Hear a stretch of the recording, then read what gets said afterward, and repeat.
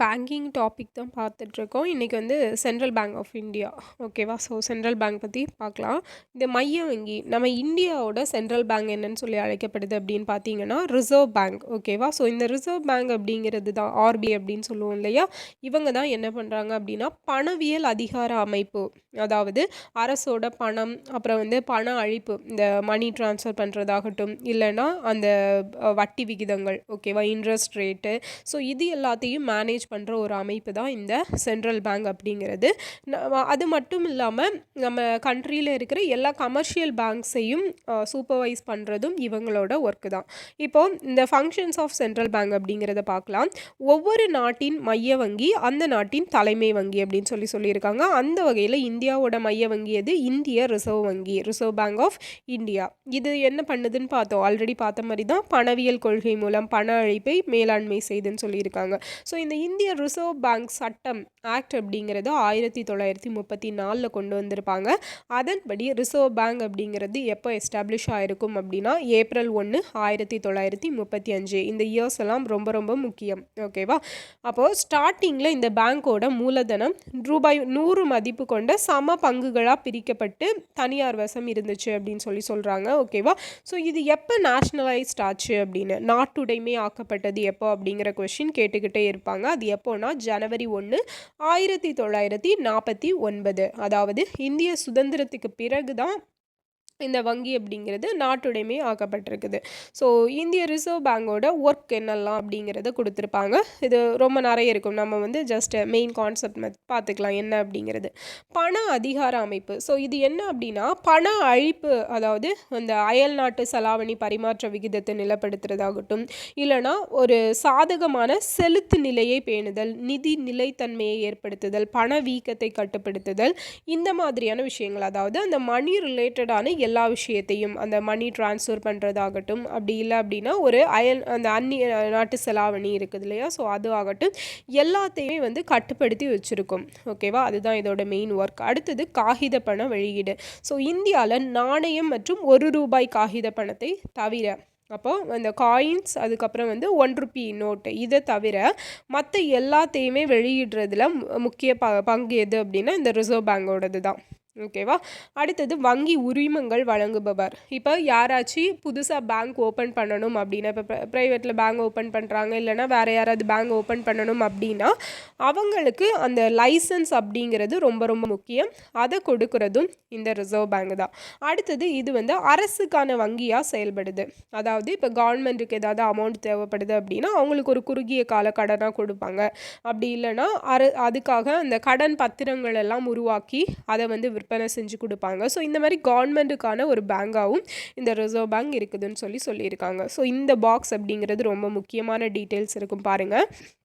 1934 சட்டப்படி 1935 ஏப்ரல் 1 இது அமைக்கப்பட்டுச்சு. எப்போ நாட்டுடைமையாக்கப்பட்டுச்சுன்னு பார்த்தோம், ஜனவரி 1 1949. ஸோ இதோட ஹெட் குவார்ட்டர்ஸ் அப்படிங்கிறது இப்போ எங்கே இருக்குது அப்படின்னா மும்பையில் இருக்குது. இதுக்கு அது ஸ்டார்டிங்கில் 1935 எஸ்டாப்ளிஷ் பண்ணப்போ கல்கத்தாவில் இருந்திருக்கும். அதுக்கப்புறம் 1937 1937 தான் அதை வந்து மும்பைக்கு மாற்றியிருப்பாங்க. ஸோ இந்த ஆர்பிஐயோட முதல் ஆளுநர் யாருன்னு பார்த்தீங்கன்னா ஆஸ்போர்ன் ஸ்மித் அப்படிங்கிறவர் தான் முதல் ஆளுநர். ஸோ இது ரொம்ப ரொம்ப ரொம்ப முக்கியமான ஒரு கொஷின்.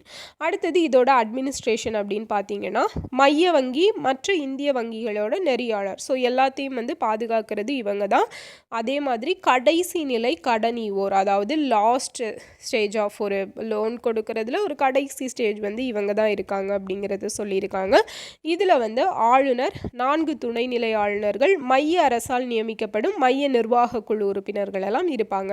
ஸோ இப்போ ஆர்பிஐயோட கவர்னராக யார் இருக்காங்க அப்படிங்கிறத கமெண்ட் பண்ணுங்க ஓகேவா? அடுத்தது பாருங்கள், பணிகள்னு பார்த்தீங்கன்னா காகித பணம் வெளியிடுதல், அரசின் வங்கியாக செயல்படுத்துதல். ஸோ ஆல்ரெடி நம்ம பார்த்தது தான், இந்திய வங்கி அமைப்பை நெறிப்படுத்துதல், அப்புறம் வந்து அயல்நாட்டு செலாவணியோட பாதுகாவலன், கடன் அழைப்பை நெறிப்படுத்துதல் எல்லாம் தான் ஓகேவா? இப்போது 18ஆம் நூற்றாண்டில் காகித பணம் வெளியீடு முறை துவங்கியதுன்னு சொல்லியிருக்காங்க. ஸோ தனியார் வங்கிகளான எதெல்லாம் நம்ம ஃபஸ்ட்டு பார்த்தோம்ல, bank of Bengal, bank of Bombay, bank of Madras, இதுதான் காகித பணத்தை ஃபஸ்ட்டு அச்சடிச்சிருக்கும். ஸோ ஃபஸ்ட்டாக இந்த ரூபாய் ஒன்றுக்கு 40 செம்பு நாணயங்கள் அப்படிங்கிறத வெளியிட்டது யாருன்னா ஷெர்ஷா சூரி இருக்கார் இல்லையா. ஸோ அவர் தான் வந்து வெளியிட்டிருப்பார். சமஸ்கிருத சொல்லான ருப்பியா அப்படிங்கிறதுல தான் இந்த ரூபாய் அப்படிங்கிற வார்த்தையெல்லாம் தோன்றுச்சு. இதெல்லாம் நமக்கு தெரியும்.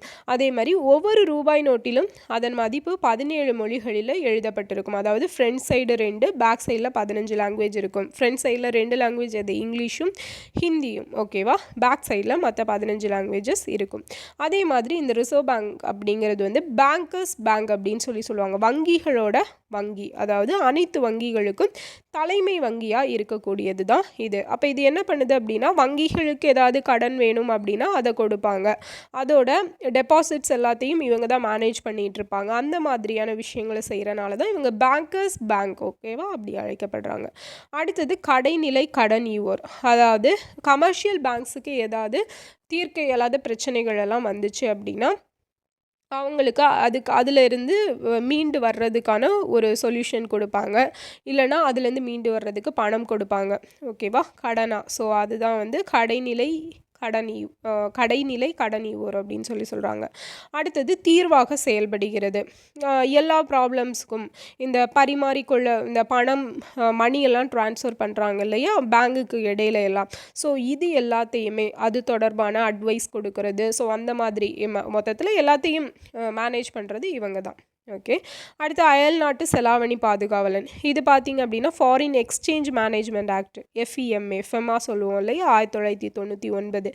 இந்த சட்டத்தின்படி அயல்நாட்டு செலாவணி, ஃபாரின் எக்ஸ்சேஞ்ச் எல்லாம் இருக்கும் இல்லையா, இதையும் பாதுகாக்கிற பணி யாரோடது தான், இவங்களோடது தான்.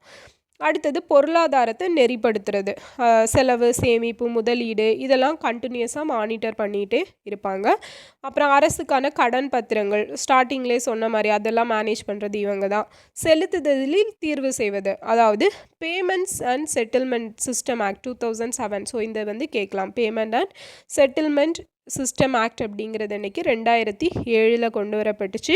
இது வந்து இந்திய ரிசர்வ் வங்கிக்கு நாட்டின் செலுத்துதல் மற்றும் தீர்வு செய்வதற்கான மேற்பார்வையிடும் அதிகாரத்தை வழங்கியுள்ளது அப்படின்னு சொல்லியிருக்காங்க, ஓகேவா. மொத்தத்தில் எந்த பேராகிராஃப் ரீட் பண்ணாலும் உங்களுக்கு அந்த மேனேஜ்மெண்ட், சூப்பர்வைசிங், கண்ட்ரோலிங் இந்த மாதிரி விஷயங்கள் தான் கொடுத்துருப்பாங்க. அடுத்தது மேம்பாட்டு பணி. ஸோ இது டெவலப்மெண்ட் ஒர்க்ஸ் என்னெல்லாம், இந்திய ரிசர்வ் வங்கி சிறந்த வங்கி அமைப்பினை ஏற்படுத்துறதுல முக்கியமான பங்கு வகிக்குது அப்படின்னு சொல்லியிருக்காங்க, ஓகேவா. அதை பேஸ் பண்ணி தான் அந்த சிறந்த உற்பத்தி திறன் கொண்ட துறைகளுக்கெல்லாம் கடன் வழங்கப்படுவதை இவங்க வந்து உறுதி செய்வாங்க.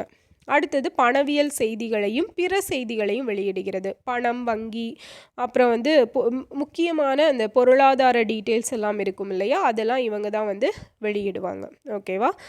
ஓகே.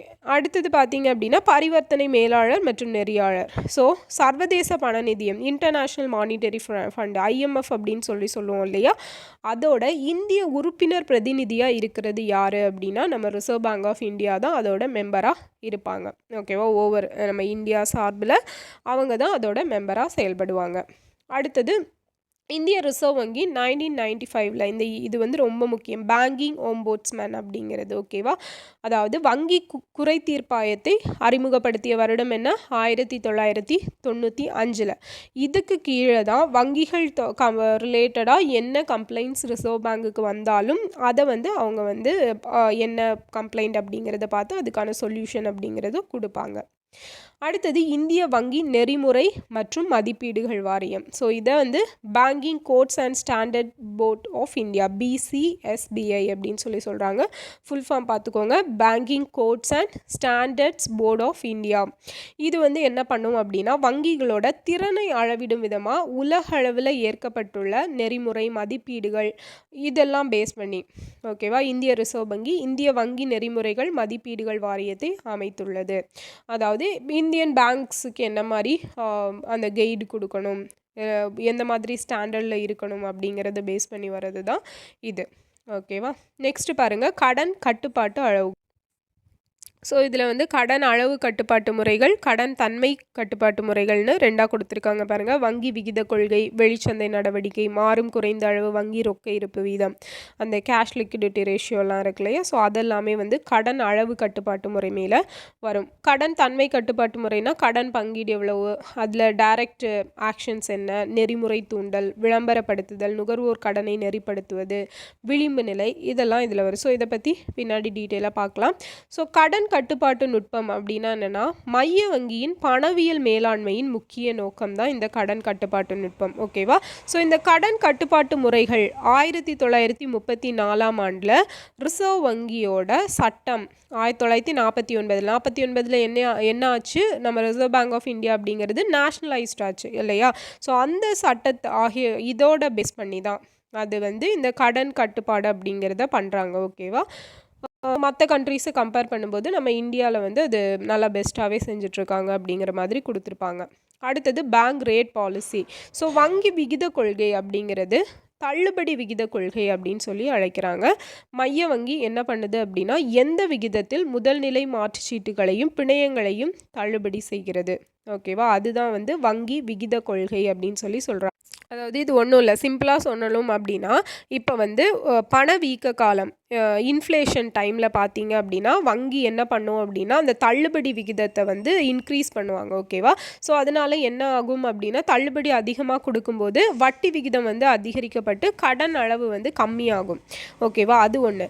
அதுவே டீஃப்ளேஷன் அப்படின்னா என்ன பண்ணுவாங்கன்னா, தள்ளுபடியை வந்து அதிகப்படுத்துவாங்க. ஸோ தள்ளுபடியை வந்து கம்மி பண்ணுவாங்க. ஓகேவா? கம்மி பண்ணால் என்ன ஆகும், வட்டி விகிதம் வந்து குறையும். ஸோ குறைஞ்சி அந்த கடன்கள் வந்து இன்னும் அதிகமாகும். அப்போ அந்த பண ரொட்டேஷன், அமௌண்ட் ரொட்டேஷன் அப்படிங்கிறது இன்க்ரீஸ் ஆகுது. ஓகேவா? அதை தான் வந்து இதில் சொல்லியிருக்காங்க. பேங்க் ரேட் பாலிசி அப்படிங்கிறது இதுதான். அந்த இன்ஃப்ளேஷன் டைமா இல்லை டீஃப்ளேஷன் டைமா அப்படிங்கிறத பொறுத்து, பணவீக்கமா இல்லை பணவாட்டமா அப்படிங்கிறத பொறுத்து அதை வந்து மாற்றி கொடுப்பாங்க. ஓகேவா? அந்த தள்ளுபடி இன்க்ரீஸ் பண்ணுறதும் குறைக்கிறதும் அதை பொறுத்து இருக்கும். அடுத்தது ஓப்பன் மார்க்கெட் ஆப்ரேஷன்ஸ். ஸோ இது என்ன அப்படின்னு பார்த்தோம் அப்படின்னா, பொது வழியில் கடன் பத்திரங்களை வெளியிடுறது, திரும்ப பெறுறது, இந்த மாதிரியான விஷயங்களெல்லாம் பண்ணுறது தான் இதோட இந்த ஓப்பன் மார்க்கெட். ஓகேவா? ஓப்பன் மார்க்கெட் ஆப்ரேஷன்ஸ் அப்படிங்கிறது இதுதான். ஓகேவா? ஸோ அடுத்தது வேரியபிள் கேஷ் ரிசர்வ் ரேஷியோ. இது பார்த்தீங்க அப்படின்னா இந்த ரொக்க இருப்பு விகிதம் நான் வந்து ஸ்டார்டிங்கில் சொல்லியிருப்பேன், 20% அளவுக்கு வந்து இருக்கணும் அப்படிங்கிறது. இதுவுமே அந்த இன்ஃப்ளேஷன் டீஃப்ளேஷனை பொறுத்து மாறும். ஓகேவா? ஒவ்வொரு டைமில் நீங்கள் இவ்வளோ வச்சுருக்கணும் அப்படிங்கிறது வந்து அந்த வணிக வங்கி வழங்கும் கடன் அளவிற்கும் எதிர்மறை தொடர்பு உண்டு. இது ரொம்ப இந்த பாயிண்ட் முக்கியம். ரொக்க இருப்பு விகிதத்திற்கும் வணிக வங்கிகள் வழங்கும் கடன் அளவிற்கும் எதிர்மறை தொடர்பு உண்டு அப்படிங்கிறது ரொம்ப முக்கியம். ஸோ இந்த வணிக வங்கிகள்கிட்ட கூடுதலான பணம் உள்ள சூழ்நிலையில் அவைகள் தேவைக்கு அதிகமான கடன் பணத்தை உருவாக்க வாய்ப்பு இருக்குது. அதனால பொருளாதாரத்தில் என்ன ஆகும், விரும்பத்தகாத விளைவுகள் ஏற்படும். ஓகேவா? ஸோ அப்போது அந்த ஒரு எவ்வளவு அமௌண்ட் இருக்கணுமோ அவ்வளோ அமௌண்ட்டு தான் அதை வந்து வச்சுக்கணும் அப்படிங்கிறத அந்த சென்ட்ரல் பேங்க் வந்து அப்பப்போ இன்ஸ்ட்ரக்ஷன் கொடுத்துட்டே இருப்பாங்க. ஓகேவா? அந்த இன்ஃப்ளேஷன் டைமில் இவ்வளவு இருக்கணும், இல்லை டீஃப்ளேஷன் டைமாக இருக்கா, ஸோ அந்த டைமில் இப்போ ஒரு 10% தான் இருக்கணும், இன்ஃப்ளேஷன் டைம்னா 20% இருக்கணும். ஸோ அதை பொறுத்து அவங்க வந்து அதை வச்சுட்டு மீதி இருக்கிற அமௌண்ட்டை கடனாக கொடுப்பாங்க. அதை தான் வந்து இதில் சொல்லியிருக்காங்க. ஓகேவா? அடுத்தது கடன் தன்மை கட்டுப்பாட்டு முறைகள். ஸோ இதில் பார்த்தீங்க அப்படின்னா, கடன் தன்மை கட்டுப்பாட்டு முறை தெரிந்தெடுத்த கடன் கட்டுப்பாட்டு முறைகள், செலக்டிவ் கிரெடிட் கண்ட்ரோல் மெத்தட்ஸ் அப்படிங்கிறது தொழில், வணிகம், பயன்களில் மட்டும் கடன் கட்டுப்பாட்டினை கொண்டு வருவது. அதை தான் வந்து இந்த கடன் தன்மை கட்டுப்பாட்டு முறைகள் அப்படின்னு சொல்லியிருக்காங்க. ஓகேவா? ஸோ இதில் எல்லாமே பார்த்தீங்க அப்படின்னா அந்த கடன் கொடுக்கறது அந்த மாதிரி விஷயங்கள் தான் சொல்லியிருப்பாங்க. இது நமக்கு பெருசாக எக்ஸாம் பாயிண்ட் ஆஃப் வியூவில் ரொம்ப முக்கியம் கிடையாது. ஸோ இதை வந்து ஸ்கிப் பண்ணிக்கலாம்.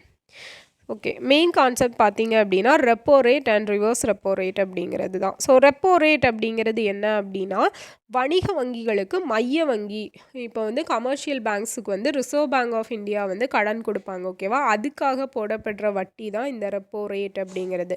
அதே ரிவர்ஸ் ரெப்போ ரேட் அப்படிங்கிறது கமர்ஷியல் பேங்க்கிட்டேருந்து ரிசர்வ் பேங்க் வந்து கடன் வாங்கியிருப்பாங்க. ஓகேவா? ஸோ அதுக்கான வட்டி விகிதம் தான் இந்த ரிவர்ஸ் ரெப்போ ரேட் அப்படிங்கிறது. ரெண்டுமே ரொம்ப சிம்பிள் கான்செப்ட் தான், ரொம்ப ரொம்ப ரொம்ப போட்டு குழப்பிக்காதுங்க. ரெப்போ ரேட் அப்படிங்கிறது ஆர்பிஐ வந்து மற்ற பேங்குக்கு கடன் கொடுப்பாங்க. ரிவர்ஸ் ரெப்போ ரேட் அப்படின்னா மற்ற பேங்க் வந்து ஆர்பிஐக்கு கொடுக்குற கடனுக்கான வட்டி விகிதம். ஓகேவா? அவ்வளவுதான். அடுத்தது இந்திய ரிசர்வ் வங்கியும் கிராமப்புற கடனும். ஸோ கிராமங்களில் மெயினாக என்ன விஷயம் நடக்கும்? விவசாயம் நடக்கும். அப்போ விவசாயத்தில் முக்கியமான பங்கு என்ன? இந்த கடன் கொடுக்கறது தான். இல்லை நிதி அளிப்பு அப்படிங்கிறது அதில் வந்து ரிசர்வ் பேங்க் முக்கியமான பங்காற்றுது அப்படிங்கிறத சொல்லியிருக்கிறாங்க. ஸோ அதுக்காக தான் அவங்க என்ன டிபார்ட்மெண்ட், அக்ரிகல்ச்சர் கிரெடிட் டிபார்ட்மெண்ட் அப்படிங்கிற ஒன்றையே ஆர்பிஐ தொடங்கியிருப்பாங்க. ஓகேவா? ஸோ இவங்க என்ன பண்ணுறாங்க அப்படின்னா, உங்களோட ஒர்க் என்னென்னா, நிபுணத்துவம் பெற்ற அலுவலரை நியமித்து வேளாண் கடன் தொடர்பான அனைத்து வினாக்களையும் ஆய்வு செய்யும். ஓகேவா? ஸோ அவங்களுக்கு லோன் கொடுக்கலாம், எந்த மாதிரி லோன் கொடுக்கலாம், இல்லை எந்த மாதிரி அவங்களுக்கு அட்வைஸ் கொடுக்கலாம் அப்படிங்கிறது சம்மந்தமான ஒர்க்கெல்லாம் பண்ணுவாங்க. ஊரகத்துறைக்கு தகுதி வாய்ந்த நிறுவனங்கள் மூலமாக வேளாண்மை கடன் வழங்குவது, மேலும் அவைகளை ஒருங்கிணைப்பது.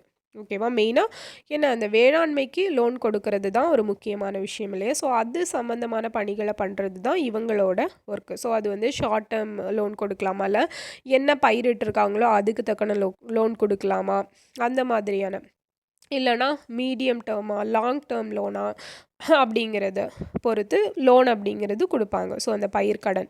அப்போது இதில் பார்த்தீங்க அப்படின்னா ஷார்ட் டேர்ம் அப்படிங்கிறது வந்து 15 மாத கடன் ரிசர்வ் வங்கி வழங்கி வருது. ஸோ அந்த 15 மாதத்தில் அவங்க அதை வந்து ரிட்டர்ன் கொடுக்கணும். இதே வந்து மீடியம் டேர்ம் அப்படிங்கிறது 15லேருந்து 5 வருஷம் வரைக்கும், லாங் டேர்ம் அப்படின்னு 5 ஆண்டுகளுக்கு மேற்பட்ட ஒரு நீண்ட கால கடன். ஸோ அதுக்குள்ளே அவங்க வந்து கொஞ்சம் கொஞ்சமாக திருப்பி கட்டிக்கலாம். அப்போது இது வந்து கேட்கலாம், அந்த டைம் பீரியட் அப்படிங்கிறது கேட்கலாம், அதை பார்த்துக்கோங்க. அடுத்தது 1982ஆம் ஆண்டிற்கு பிறகு வேளாண் கடன் தொடர்பான அனைத்து பொறுப்புகளையும் நபார்டு வங்கி, இல்லையா, NABARD நபார்ட் அப்படிங்கிறது இந்திய ரிசர்வ் வங்கியிலேருந்து பெற்றிருக்கும். அதிலிருந்து ஊரக கடன் தொடர்பான அனைத்து நடவடிக்கைகளையும் யார் தான் மேற்கொண்டுட்டு வர்றா? நபார்டு வங்கி தான் மேற்கொண்டுட்டு வராங்க. ஸோ இந்த நபார்டு வங்கி அப்படிங்கிறது எந்த கமிட்டியோட ரெக்கமெண்டேஷன் படி அமைச்சிருப்பாங்க அப்படிங்கிறதையும் கமெண்ட் பண்ணுங்கள். ஓகேவா? ஸோ இந்த வீடியோ வந்து இதோட ஸ்டாப் பண்ணிக்கலாம். நெக்ஸ்ட் வீடியோவில் கன்டினியூ பண்ணிக்கலாம். ஓகேவா? ஓகே. அடுத்தது குரூப் 1 நோட்டிஃபிகேஷன் வந்து வந்திருக்கு. அதுக்கு ப்ரிப்பேர் பண்ணுறவங்க வந்து சொல்லுங்கள், உங்களுக்கு எந்த மாதிரி ஏதாவது வீடியோஸ் வேணும் அப்படின்னா அதையும் கமெண்டில் மென்ஷன் பண்ணுங்கள், நம்ம அதுவும் பார்க்கலாம். ஓகேவா? ஓகே, நெக்ஸ்ட் வீடியோவில் பார்க்கலாம். தேங்க்யூ.